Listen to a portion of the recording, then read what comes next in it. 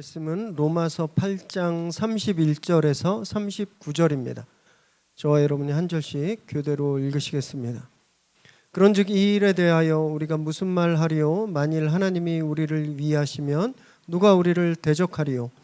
자기의 아들을 아끼지 아니하시고 우리 모든 사람을 위하여 내주시니가 어찌 그 아들과 함께 모든 것을 우리에게 주시지 아니하겠느냐? 누가 능히 하나님께서 택하신 자를 고발하리요? 의롭다 하신 이는 하나님이시니 누가 정죄하리요? 죽으실 뿐 아니라 다시 살아나신 이는 그리스도 예수시니 그는 하나님 우편에 계신 자요 우리를 위하여 간구하시는 자신이라. 누가 우리를 그리스도의 사랑에서 끊으리요? 환난이나 곤고나 박해나 기근이나 적신이나 위험이나 칼이랴. 기록된 바 우리가 종일 주를 위하여 죽임을 당하게 되며 도살당할 양같이 여김을 받았나이다 함과 같으니라. 그러나 이 모든 일에 우리를 사랑하시는 이로 말미암아 우리가 넉넉히 이기느니라. 내가 확신하노니 사망이나 생명이나 천사들이나 권세자들이나 현재일이나 장래일이나 능력이나 함께 있습니다. 높음이나 깊음이나 다른 어떤 피조물이라도 우리를 우리 주 그리스도 예수 안에 있는 하나님의 사랑에서 끊을 수 없으리라. 아멘. 오늘 저희들에게 주신 하나님 말씀입니다. 오늘 안도건 목사님께서 결코 끊을 수 없는 하나님의 사랑 말씀 전해주실 때 큰 은혜 되시길 바랍니다. 우리 목사님 나오실 때 박수로 환영하겠습니다.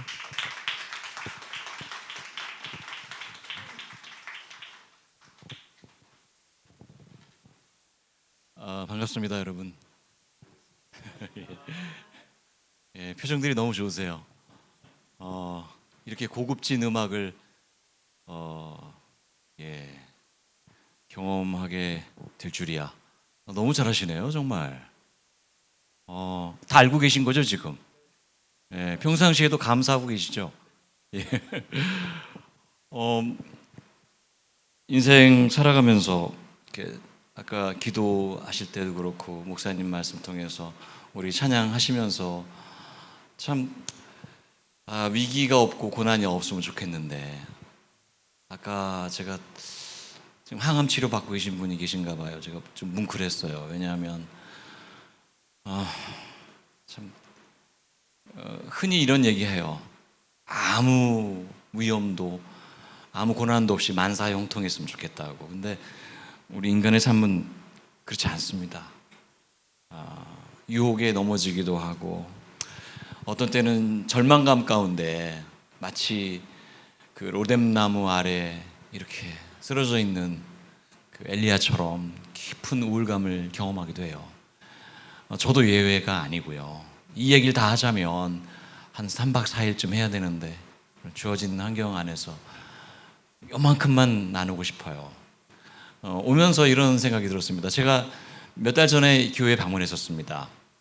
독특한 공유 공간이죠, 이 교회가. 그래서 학생들하고 같이 왔었습니다.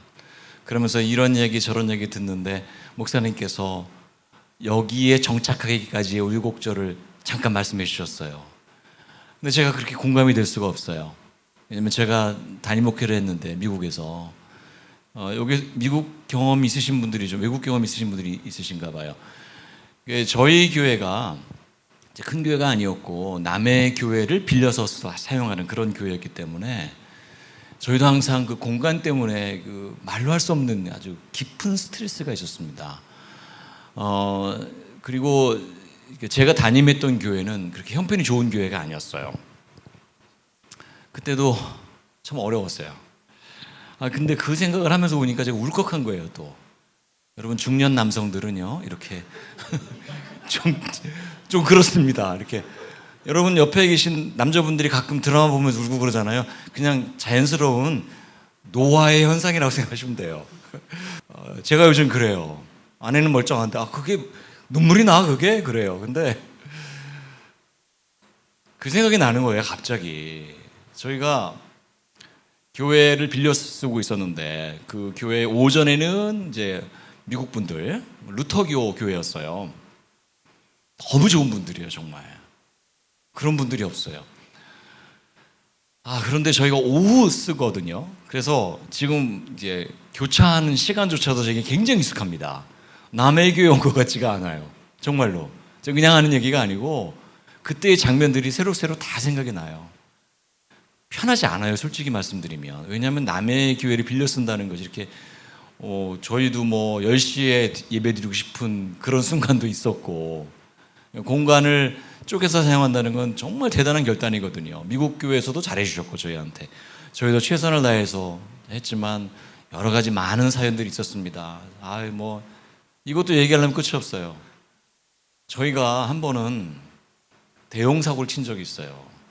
식사를 해야 되거든요. 이민교회는 식사가 굉장히 중요합니다. 그래서 조리를 하는데 창문을 열어놓지 않고 조리를 했어요. 여러분, 큰 건물들은 소방서하고 직접 연결이 되어 있습니다. 미국은. 그 소방서에 있는 소방차가 다 온 거예요, 저희 교회. 예배 중에 미국 교회 교우분들은 다 밖으로 나오셨고, 우리 이제 뭐 소위 요즘 하는 표현으로 멘붕인 거죠. 어떻게 해야 되나? 저 담임 목사인데.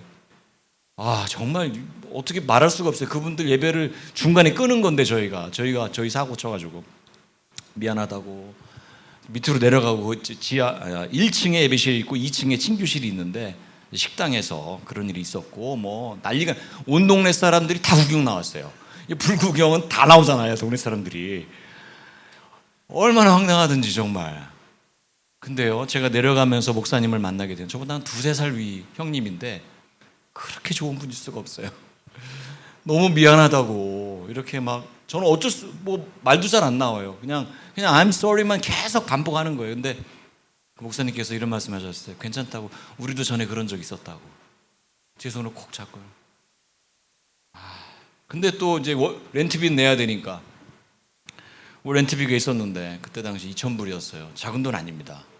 적은 돈 아닌데 저희가 너무 어려워서 사례비, 렌트비 이게 정상적으로 지출이 안 되는 거예요. 여러분,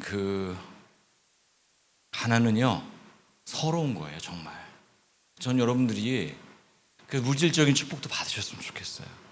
너무 서럽거든. 여기 우리 성경 구절 읽은 구절 중에 적신이라는 표현이 나오는데, 그 적신이 바로 헐벗는다는 뜻이에요.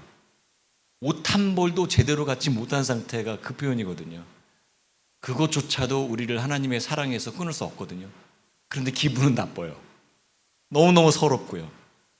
제가 편지를 썼어요, 그 미국 교회에. 그게 생각이 나는 거예요. 올라오는데 제가 아까 목사님과 얘기하다가 편지를 쓰고 있는 거예요. 밤에 목사님에게 드릴 편지를 한 사흘에 걸쳐 썼어요. 쓰고 고치고. 제가 그 논문을 그렇게 쓰고 고쳤더라면 얼마나 좋았을까요? 편지를 2,000불에서 저희가 못 내니까 좀 유예시켜달라는 편지를 쓰고 있는 거예요. 제가 쓰고 고치고, 그러고서 봉투에 담아가지고 정성스럽게 사인해가지고 주일 아침에 이제 만나서 이거 정말 미치겠어요, 자존심 때문에. 꺼내서 읽어보시라고. 뭐냐 그랬더니 그냥 편지니까 한번 읽어보시라고. 그래서 근데 그 목사님 너무 좋은 분이에요. 읽어보더니 당장 밖으로 나와가지고 저를 보자고 그러는 거예요. 딱 읽어보더니 그렇게 어려운 줄 몰랐다고. 우리가 그리스도 안에서 형제 자매인데, 예? 이렇게 다독거려주는 거예요. 눈물이 왈칵 쏟아지는 거예요. 그렇게 고마운 분이 있었어요. 참 살다 보면요, 힘들 때도 있고 진짜 어려울 때도 있는데 사라져요. 그런 분들 때문에 사라지는 거 아닌가. 하나님께서 그 마음을 주신 거죠. 그래서 유예해 줬어요. 내지 말라는 얘기는 안 하셨고요. 내지 마 이랬으면 좋았을 텐데, 더 좋았을 텐데 유예해 주셔서 그 위기를 극복하고 나중에 갚았죠, 저희가. 그거 있고, 제가 그 편지를 드렸잖아요. 그리고 그때 우리 목사님께서, 거긴 또 혼자 결정 못해요. 교회에서 회의를 한다고 그래요. 그래서 무슨 회의를 했나 보죠. 그 회의에 회장님 되시는 분이, 이렇게 우리로 말하면 교회 장로님, 집사님 되시는 분인데 등치가 이러세요. 그래서 다음 주에 만났어요. 그분이 잠깐 보재요, 절 만나자고 왔어요. 찾아왔어요. 그래서 그런 사정이 있는데, 똑같아. 그런 사정이 있는지 몰랐고, 정말 목사님 이렇게 다 안아주는 거예요. 이 등치가 숨 막혀 죽는 줄 알았어요. 다 안아주는데, 이런 게 아마도 사랑인가 보다 그런 생각이 드는 거 있죠. 여러분, 제가 왜 이 이야기 하는지 아마 짐작하실 거예요. 위기 없는 인생, 아픔 없는 인생이 어디 있겠어요. 제가 아픈 분 앞에 놓고 이런 이야기 드리는 거 너무너무 죄송한데, 저희 가정이 이제 6명인데 아버님, 어머님, 4남매, 암 환자가 3명이었습니다. 그리고 작년에 우리 어머님 소천하셨고요. 치매로 5년 동안 아프셨어요. 목사의 가정인데 정말 기도 많이 했어요. 우리 이 사랑을 저희 가정에 좀 이 치유의 그 기쁨을 좀 만끽하게 해주세요. 뭐 수도 없이 기도했지만 항암 치료 잘 끝내게 해주시고 그랬지만 치매는 또 어떻게 안 되나 봐요. 그래서 정말 잔인한 병이죠. 너무너무 잔인한 병이에요. 기억을 지워버리니까 나중엔 제가 엄마와 대화를 하는 건지 이게 참 너무 아픈 거예요. 여러분, 누구에게나 이런 위기들이 다가오는 거죠. 예외 없이. 그러할 때 우리가 어떻게 살아야 되나, 이 이야기를 저는 하고 싶어서 오늘의 말씀을 선택을 했습니다. 여러분들이 읽으셨는지 모르겠는데 박완서 작가라는 분이 있어요. 박완서 선생님 소천하셨는데 그분이 쓴 한 말씀만 하소서라는 책이 있습니다. 옛날에 나왔고 최근에 몇 년 전에 또 새로운, 딸이 쓴 편지하고 딸에게 쓴 편지 모아가지고 또 새로운 책이 나왔어요. 그래서 읽게 되었는데 그게 이제 1988년 이야기입니다. 그때 당시 아들이 전도가 유망한 의사였습니다. 26살의 의사. 올림픽 준비로 나라는 분주하고 축제의 분위기가 이렇게 무르익었을 때 그때 정말 보석 같은 아들을 잃었어요. 사고로 하늘나라에 가게 됩니다. 그 아픔 가운데 쓴 책이 한 말씀만 하소서예요. 여러분, 책 제목이 왜 한 말씀만 하소서인지 여러분이 짐작하실 수 있어요. 계속해서 이 극한 상황에서 통곡합니다. 하나님, 왜 제 아들입니까? 왜 얘를 데려가셨어요? 제가 무슨 죄를 졌죠? 이 아들이 무슨 죄가 있다고 이 젊은 아이를, 할 일이 많은 아이인데, 착한 아이인데, 성실한 아이인데 왜 데려가셨어요? 제발 한 말씀만 좀 해주세요. 이렇게 통곡한 거예요. 그래서 책 제목이 한 말씀만 하소서입니다. 그런데 주님께서는 한마디 말씀이 없으세요. 그냥 한 말씀만 해주시면 좋은데, 그런데 참혹한 하루하루를 보내는 박완서 작가에게 이런 마음이 생기는 거예요. 이 책을 읽다 보면은 하나님께서 다녀가실 흔적이 이곳저곳에 나타납니다. 예를 들면 이런 장면이에요. 박완서 작가가 이렇게 질문합니다. 왜 하필 내 아들을 데려갔을까? 이 질문에서 내 아들이라고 해서 데려가지 말란 법이 어디 있나? 라고 생각하게 돼요. 질문을 바꾸게 돼요. 그리고 가족들이 위로해줘요. 이웃들과의 나눔을 통해서, 기도와 성찰을 통해서 밥을 나누어 먹으면서, 간호사가 환자들의 배설물을 치우는 것을 보면서 조금씩 그 모든 일에 깃든 하나님의 현존을 발견하게 됩니다. 그리고 이렇게 고백해요. 하나님 참 좋은 분이시다. 나는 참 복도 많다. 여러분, 이렇게 되기까지 얼마나 많은 고민이 있었을 것이고 얼마나 많은 마음의 갈등이 있었겠어요. 근데 하나님께서 그녀를 버리지 아니하시고 직접 말씀하는 대신 하나님의 현존의 증거를 많은 사람들을 통해서 보여주신 거예요. 제게도 많이 보여주셨고요.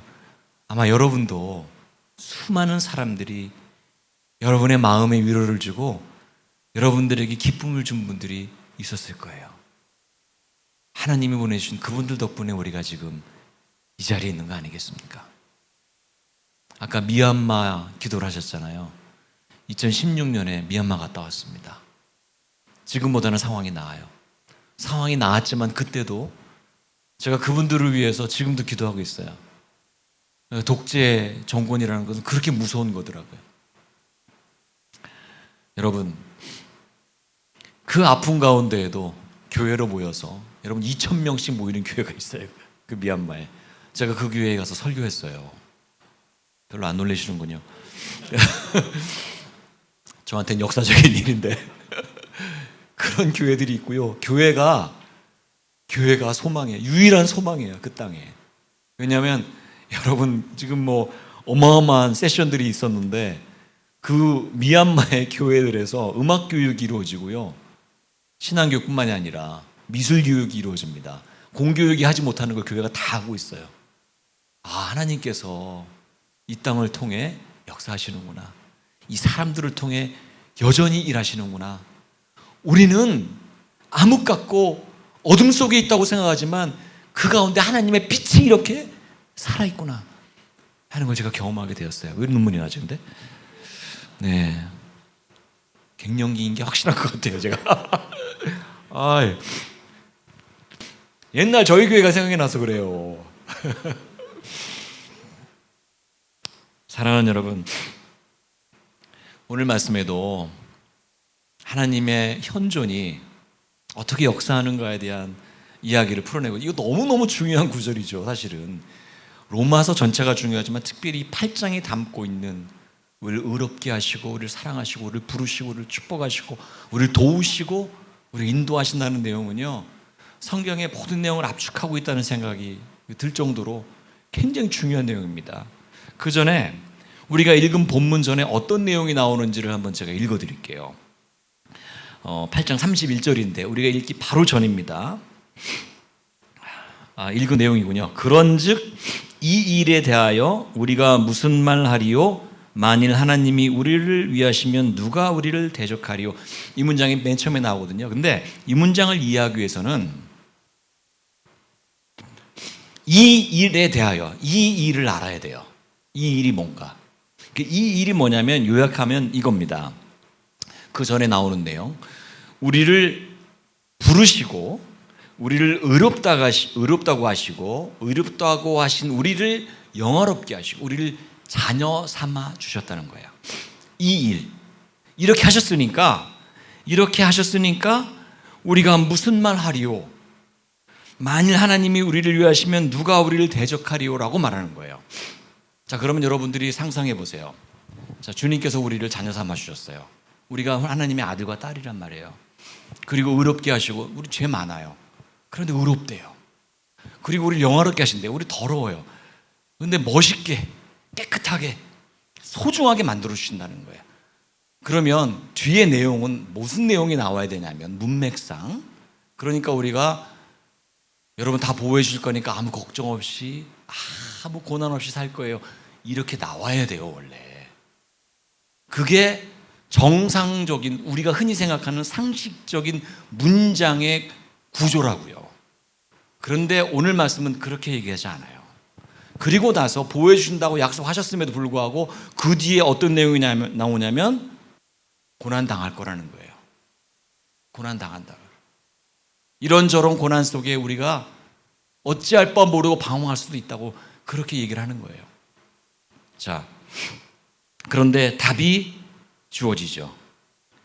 맨 앞에 31절 이후에 이렇게 나와 있습니다. 자기 아들을 아끼지 아니하시고 우리 모든 사람을 위하여 내주신 이가 어찌 그 아들과 함께 모든 것을 우리에게 주시지 아니하겠느냐. 예, 이 구절이 무슨 뜻이냐면 하나님께서 우리를 자녀 삼아 주셨고 우리를 영화롭게 하신 것, 그것을 뛰어넘어서 무슨 얘기냐? 하나님께서 그 아들을 보내주시기까지 우리를 사랑하신다면 우리가 고난에 놓인다고 했을 때 그 아들까지 주셨는데 못 주실 게 뭐냐는 거예요. 자기 소중한 아들을 내어줄 정도라면 여러분을 보호하는 것쯤은 얼마든지 믿고 우리가 신뢰할 수 있다는 그런 이야기를 하고 있습니다. 사랑하는 성도 여러분, 다음 구절도 마찬가지예요. 다음 구절은 뭐가 나오냐면 누가 능히 고발하리요, 누가 능히 정죄하리요, 이렇게 나와요. 자, 우리를 고발하거나 정죄할 수 없다는 얘기는 뭐냐면 이런 분들에게 해당되는 얘기예요. 내가 감히 어떻게, 난 자격도 없고 나는 실력도 없고 나는 죄가 너무 많아서 하나님께 쓰임받을 수 없는 사람인데 주님, 저는 용서받을 수 없는 거죠. 이런 분들 교회에 의외로 많아요. 제가 어떻게 교회의 직분을 감당해요? 제가 어떻게 예수 믿는 사람이라고 나가서 얘기를 할 수 있어요? 그렇지 않다는 거예요. 심지어 여러분의 심리 상태조차도 하나님께서 움직이시고 하나님께서 변화시켜 주신다는 거예요. 믿고 맡겨나는 거예요. 죄책감 가운데 빠져있지 말고 자꾸 움츠러들지 말고 용서받았으니까 괜찮다는 그런 내용입니다. 그러면서 뭐라고 말씀하시느냐? 35절부터 39절, 그 어떤 것도 주님의 사랑으로부터 우리를 단절시킬 수 없다고 얘기하고 있어요. 자, 요걸 좀 제가 이제 설명을 이렇게 하는 게 좀 그런데 35절하고 우리가 마지막에 39절에 똑같은 말이 반복이 됩니다. 누가 우리를 그리스도의 사랑에서 끊으리요? 하나님의 사랑에서 끊을 수 없으리라. 그러니까 똑같은 내용이 질문과 대답으로 이렇게 35, 39에 있고요. 그 안에 고난의 내용이 나와요. 이게 어떤 의도일까요, 여러분? 이건 인클로저라고 그래요. 그래서 문학적으로 뭐 수미상관이라는 말도 표현하고 뭐 이러는데 이게 뭐냐면요. 하나님께서 우리를 사랑하고 보호하시는데 그 누구도 그리스도의 사랑에서 끊을 수 없는데 그 사랑을 강조하기 위해서 사랑 앞과 뒤에 놓고 가운데에 문제가 있는 거예요. 여러분이 문제가 아무리 크고 아무리 심각하고 여러분 아프게 만들어도 하나님의 사랑의 그 인클로저, 그게 뭐예요? 그 상자 안을 넘어갈 수 없다는 뜻이에요. 저자의 의도가 분명하게 드러나요. 여러분들이 아무리 힘들어도 괜찮다는 거예요. 뭐 때문에? 그리스도의 사랑 때문이라는 거예요. 여러분, 문제가 그치지 않아요. 돌이켜보니까 저 역시도 문제 없이 살았던 적이 별로 없는 것 같아요. 사람들이 저를 보고서 그렇게 얘기해요. 고생 없이 산 것 같다고. 너무 감사한 마음으로 받아들이고 있어요. 근데 전혀 그렇지 않습니다. 실패를 많이 했어요. 창피해서 얘기도 못하다가 제가 작년에 저희 어머님 이제 소천하시고서는 이 세상에 뭐 부끄러울 게 없는 거구나 하는 생각을 갑자기 하게 돼서 그때부터 제가 자신 있게 간증을 합니다. 시험 들지 마세요. 전 교수 그러니까 뭐 공부도 잘했을 것 같고, 전 대학 입시한 그 시점에 19살 때 각종 시험에 6번 낙방을 해봤습니다. 나중엔요 이 숙달이 돼요. 그래가지고 나는 안 되는 사람인가 보다. 그 아픔 가운데 수련회 강사 목사님께서 저에게 이런 설교를 하셨어요. 제가 이 얘기를 했더니 동기들은 그 수련회 강사도 기억 못하고 성경 말씀도 기억 못하더라고요. 저만 기억하고 제가 한 달 전쯤에 친구를 만났는데 그 친구가 기억을 하더라고요. 놀랍죠? 그러니까 똑같이 말씀 듣는다고 다 같이 기억하는 게 아니에요. 에스겔서 16장 6절, 피투성이라도 살아있어라. 저는 정말 제가 피투성이가 됐다고 생각했었거든요. 그때 모멸감과 수치심과 어디 밖에 나가지도 못하고 친구들도 못 만나고 늘 우울감에 기도실만 왔다 갔다. 그나마 그래도 다른 데 안 가고 기도실 가서 전 다행이라고 생각해요. 서울신학대학 기도실 아세요? 그 기도실 굉장히 좋거든요. 숨어있기 좋아요. 벽으로 이렇게 딱 돌아서 들어가가지고 누가 어디 있는지도 몰라요. 얼마나 좋아요. 그 19살짜리가 그러고 있었어요. 청승맞게. 피투성이라도 살아있어라. 사랑하는 성도 여러분, 여러분도 다 아픔 겪으셨죠? 여러분 중에는 지금 말 못할 고민을 하고 있는 분이 있을지도 몰라요. 재정적으로 압박감에 시달리는 분, 병과 싸우는 분, 취업 준비 중이신 분, 최근에 제가 만난 분 중에도 장애인을 키우는 집, 그 가정을 만났고 실직한 우리 딸 몇 달 전에 실직을 했어요. 첫 직장인데, 대학 졸업하고 첫 직장인데 실직을 했어요. 아빠, 도대체 내가 무슨 잘못을 한 거야? 똑같아요. 질문은 다 똑같습니다. 도대체 내가 무슨 잘못을 한 거야? 왜 내가?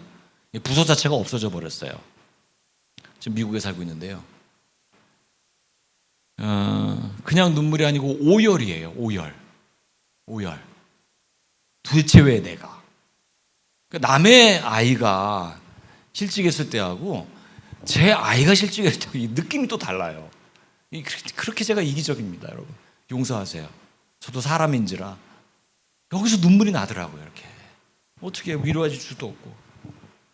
최근에 자영업을 하다가 폐업한 지인도 만났어요. 한 2달 전쯤에. 어떤 위로의 말이 필요할까요? 너무너무 아파하는 거예요. 인생의 무게가 육중하고 한 걸음 한 걸음 내딛는 것이 고통인 분들 제가 만났습니다. 여러분, 신학교에 온 분들은 다 선하고 착하고 아무 문제 없을 것 같죠? 우리 학생들 중에도 공황장애로 허덕이는 분, 재정적인 문제로 아파하는 사람, 교회에서 그 관계의 문제 때문에 힘들어하는 얼마나 많은지 모릅니다, 여러분. 똑같아요, 인간 사는 거는. 이런 모든 위협 속에서 여기서 열거하는 환난, 곤고, 박해, 기근, 적신, 위험, 칼, 이 모든 것들이 우리를 위협하고 있습니다. 그럼에도 불구하고 바울은 이렇게 얘기합니다. 38절, 39절 말씀인데 한번 같이 읽어볼까요? 38절, 39절입니다. 시작. 내가 확신하노니 사망이나 생명이나 천사들이나 권세들이나 현재일이나 장래일이나 능력이나 높음이나 깊음이나 다른 어떤 피조물이라도 우리를 우리 주 그리스도 예수 안에 있는 하나님의 사랑에서 끊을 수 없으리라. 확신 가운데, 분명히 말하고 있죠. 확신 가운데. 바울은 수없이 많은 어려움과 고난이 사라진다고 얘기하지 않아요. 우리를 피해간다고 이야기하지도 않습니다. 여러분, 이게 우리에게 위로가 오히려 되는 거예요. 바울은요, 우리가 아무런 어려움 없이 살게 될 거라고 절대로 말하지 않습니다. 역경과 고난이 있다고 아예 선포합니다. 이런 것들이 있어요. 그리고요, 이런 것들을 실은 바울은 자기 몸소 다 당해본 거예요, 이게. 여기 열거한 내용들은 자서전이에요. 자기가 핍박을 겪어봤고, 기근에 놓여봤고, 헐벗음을 당해봤고, 고문 당해봤고, 이런 모든 아픔 가운데 했던 자전적인 고백입니다. 이런 구절이 여기만 나오는 게 아니에요. 여러분 기억하실 수도 있어요. 고린도후서 4장에 보면 8절부터 10절까지 사람이 어떤 일을 당하냐면 우겨쌈도 당하고 답답한 일도 당하고 박해도 당하고 거꾸러뜨림도 당한다는 거예요. 뭐예요? 바울은 절대 우리에게 만사형통을 얘기하고 있지 않아요. 모든 일이 당신이 원하는 대로 다 될 거라고 약속하고 있지 않습니다. 오히려 성도에게 닥칠 고난을 얘기하고 있어요. 여러분, 이 로마에 살고 있던 사람들에게 쓴 편지잖아요, 이게. 로마에서 지금 가정교회 하고 있는 사람들에게 쓴 편지예요. 혹시 로마에 가보신 분들은 아직도 유적으로 남아있는 가정교회의 흔적을 볼 수가 있어요. 그곳에서 시선을 피해서, 왜냐하면 여러분, 이게 우리가 이렇게 자유롭게 예배드리고 이런 환경이 아닙니다. 뭔가 많은 사람들이 소수의 그룹이라도 모이게 되면 요주의, 감시의 대상이 되는 그런 세상에서 살고 있던 사람들이에요. 복음 하나 붙잡고 예수 그리스도 하나 붙잡고 그분 붙잡고 지금 고통 가운데 살고 있는 성도들에게 얘기하는 거예요. 여러분, 이런 일 지금 겪고 계시죠? 저는요, 수도 없이 겪었어요. 그런데 주님께서 약속하십니다. 오늘의 말씀, 넉넉히 이깁니다. 넉넉히 이깁니다. 왜냐하면 그 어느 누구도 주님의 사랑으로부터 우리를 끊어낼 수 없기 때문입니다. 그 말씀이에요. 제가 좋아하는 성가곡 중에 넉넉히 이기리로다라는 찬양이 있어요. 혹시 아세요? 혹시? 어떻게 부르는지도 아세요? 이 찬양이요, 군가 같아요. 군가. 넉넉히 이기리로다. 노래를 잘 못했나 보네. 너무 좋아요. 그 마크 헤이스라는 분이 작곡한 곡입니다. 이 곡은 오늘의 본문을 기초로 해서 만든 곡이에요. 그러니까 이 곡을 작곡한 사람은 어떤 마음으로 작곡을 했냐면, 여러분 실망하지 마시고요, 지금 우리 주님께서 도우십니다. 일어서세요. 힘차게 선포합시다. 넉넉히 이기리로다. 바울의 고백을 찬양에 담은 거죠. 그래서 제가 굉장히 좋아합니다. 여러분, 힘드시죠? 저도 힘들어요. 사는 게 쉽지 않아요. 뭐 할 일이 이렇게 많은지 바쁘고 경황이 없다가 다른 실직을 하고, 저 한 달 전에 2달 동안 목소리가 안 나왔어요. 뭐 완전히 뭐 저 일정 다 취소하고 뭐 원고 다 밀리고 뭐 난리도 아니에요. 어떡하겠어요? 우리가 이렇게 연약한 걸.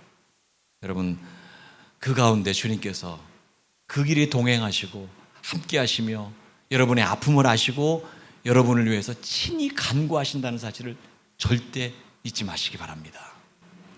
여러분들이 읽으셨을지도 모르겠는데 존 버년의 철로역정이라는 책이 있잖아요. 철로역정이라는 책은 성경 다음으로 많이 팔린 책이라고 해요. 철로역정 중에 여러분 혹시 안 읽으셨으면 한번 읽어보세요. 재밌거든요. 그 비유가 굉장히 좋아요. 그 만화로도 아주 나와 요새는. 그래서 읽으면 좋은데 그 철로역정의 주인공 이름이 크리스천이에요. 크리스천. 성도라는 뜻이죠. 성도라는 뜻인데 크리스천이 천성을 향해 가는 거예요. 그러다가 뭐 여러 가지 얘기가 에피소드가 있는데 그 중에서도 그 절망 거인을 만나는 장면이 나와요. 절망이라는 이따만한 거인 나와가지고 의심이라는 성에 갇히게 돼요. 의심의 성. 절망하게 만드는 거인을 만나. 이게 너무 비유잖아요. 절망이 우리를 압도하는 거예요. 너무 크게 압도해서 의심하게 만드는 거예요. 주님이 계실까 안 계실까 막 의심하는 거예요. 그래가지고 그 성에 갇히게 됩니다. 신실이라는 친구랑 같이 갇히게 돼요. 갇혀가지고 이제 어떻게 빠져나가야 되잖아요. 근데 거기서 빠져나갈 게 뭐냐면 그 약속의 열쇠를 가져야 돼요. 약속의 열쇠. 그 약속의 열쇠를 가져야 되는데 그걸 찾아내야 되는 거예요. 아는 분은 아는 체 하지 마세요. 여기서 절대 아는 체 하면 안 돼. 그 약속의 열쇠를 찾아야 돼요. 그럼 빠져나갈 수 있거든요. 그 약속의 열쇠를 어디서 찾았을까요? 자기 품에 있었어요. 자기 품에 있었다는 걸 잊어버린 거예요. 아, 나 저 있었지? 찾아가지고 빠져나오는 거예요. 하나님의 현존이 그렇다는 거예요. 여러분, 하나님은 절대 여러분 떠나지 않으세요. 하나님은 여러분을 버리지 않으세요. 왜냐하면 여러분이 하나님의 아들이고 딸이니까. 그 아들을 주시기까지 사랑하시니까 절대로 떠나지 않아요. 그걸 잊어버리는 거예요. 우리가 바쁘니까, 유혹 때문에, 아파서, 절망 때문에, 우울증 때문에, 기타 등등 여러 가지 이유로 잊어버리고 사는 거예요. 여러분, 약속의 열쇠를 찾으세요. 하나님이 함께 하셨어요. 그리고 여러분에게 지금도 함께 하시고 지금도 동행하시고 앞으로도 우리의 삶에 함께 하실 거예요. 그걸 발견하면 되는 거예요. 사랑하는 성도 여러분, 그 임마누엘 칸트라고 아주 유명한 독일의 철학자 있잖아요. 임마누엘 칸트가 제일 좋아했던 성경 구절이요, 시편 23편 4절이에요. 여호와는 나의 목자시니 한 다음에 주께서 나와 함께 하심이라. 주께서 나와 함께 하심이라. 평생 묵상한 거예요. 평생 주께서 나와 함께 하심이라. 그 말씀이 어려울 때, 힘들 때 크게 위로가 됐나 봐요. 그래서 저희 어머님 묘비에도 여호와는 나의 목자시니 그거 써 있어요. 저 용인에 저 평온의 숲이라고 있는데 거기 가면. 성도 여러분, 그겁니다. 다른 어떤 것도 여러분을 하나님의 사랑에서 끊어낼 수가 없어요. 왜냐하면 하나님께서 여러분을 지키십니다. 함께 하십니다. 그 하나님, 그렇게 눈물이 나죠 오늘.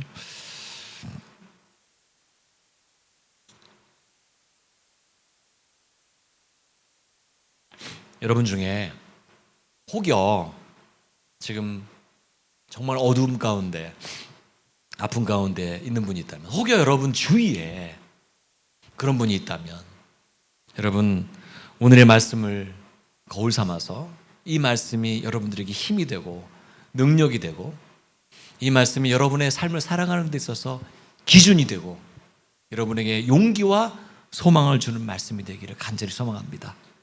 이 말씀을 먼저는 우리 하나님께서 바울에게 주셨습니다. 그리고 바울이 자신의 인생의 경험을 토대로 해서 로마에 있는, 어려움 가운데 있는, 고통 가운데 있는 성도들에게 이 말씀을 주셨습니다. 그리고 오늘 위례 새로운 교회 사랑하는 성도님 여러분에게 동일한 말씀, 동일한 사랑으로 함께 하십니다. 전 여러분들이 어떤 환경에 있는지, 놓여 있는지 잘 몰라요. 하지만 저와 동일할 것이라고 생각합니다. 제가 겪었던 아픔들, 제가 겪었던 불편함들, 우울함들, 이런 것들 피할 수 없습니다.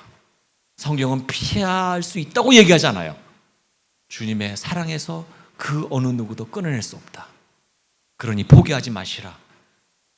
여러분은 포기할 수 있는 사람들도 아니고 포기해서도 안 된다. 왜냐하면 우리 주님께서 그 사랑을 가지고 여러분을 보호하시고 인도하시기 때문입니다.